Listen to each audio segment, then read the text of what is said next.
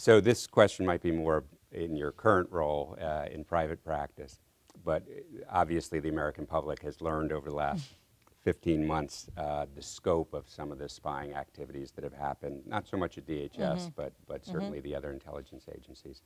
How has that affected the tech industry and the computing and communications industry? Well, first, I think the vast scope of it, it was kind of breathtaking. And it goes to that collect first mentality, collect it, and then maybe someday it may be useful, which I find to be a pretty immature approach to things.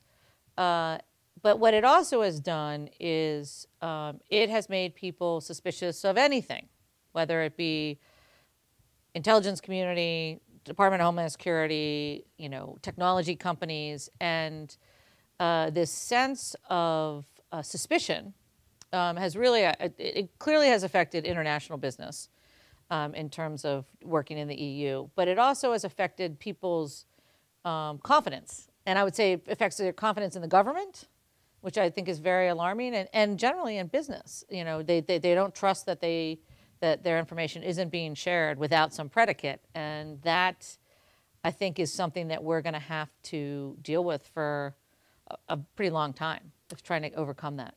And you mentioned sort of the immaturity of wanting to collect it all and figure out how we're going to make sense of it later. But is the failure to look at that long-term consequence part of the problem?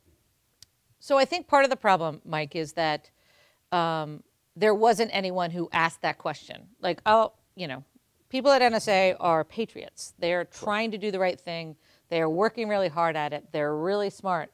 And there was no one who said, is collecting every single phone number dialed in the United States, is that too much? There was nobody who did that kind of ex-ante analysis. And that's the role of a privacy officer.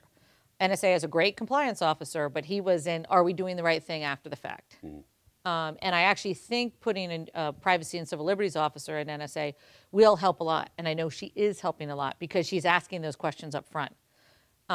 The fact that nobody asks it is disappointing, but there was nobody who had that as their spectrum or fulcrum to consider things.